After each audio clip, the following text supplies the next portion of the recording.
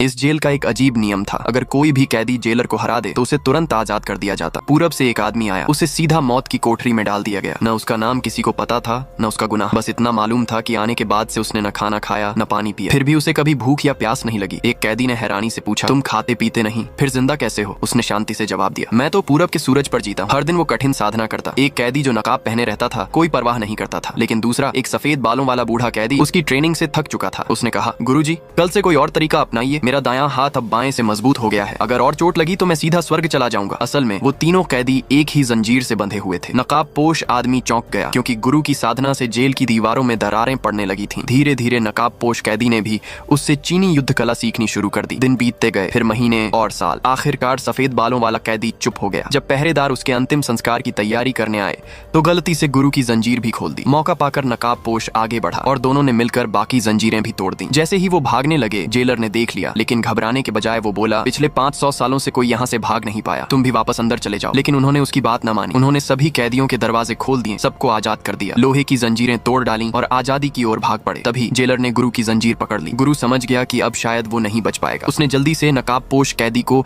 एक जादुई ड्रैगन ताबीज दिया और कहा, मेरी बेटी को ढूंढ लेना। गुरु की मदद से नकाब पोश भाग निकला, लेकिन अब गुरु अकेला रह गया जेलर के सामने। जेलर बोला, मैं इसी दिन का इंतजार कर रहा था, अब मेरा असली प्रतिद्वंदी सामने है। जबरदस्त लड़ाई शुरू हुई। जेलर वार करता अपनी कमर पर जंजीर बांध ली ताकि अब कोई कैदी भाग न सके। काफी देर तक बड़े प्रतिद्वंदी हो। अब वो गंभीर हो गया और अपने असली हथियार निकाल लिए। गुरु भी एक हेलमेट उठाने बढ़ा, लेकिन जेलर चिल्लाया, उस हेलमेट को मत छूना, ये सिकंदर महान का किला है और वो हेलमेट एक तुर्की सुल्तान का है। तभी गुरु ने सच उजागर किया, तुम्हारे सारे खजाने नकली हैं, अगर मैं न होता तो तुम्हें कभी सच पता न चलता। फिर दोनों बिना हथियारों के भिड़ पड़ा। जेलर ने जंजीर छोटी कर दी और इस बार उसके पैरों में भी बांध दी। उधर नकाब पोश कैदी चीन पहुंच गया, लेकिन वहां उसने देखा गुरु की बेटी असल में कोई बेटी नहीं थी, वो तो एक मायावी जादूगरनी थी जो लोगों पर राज कर रही थी। उसकी ताकत और बढ़ती जा रही थी। उसका सपना था पूरी दुनिया पर राज करना और उसके लिए उसे बस वो जादुई ड्रैगन ताबीज चाहिए।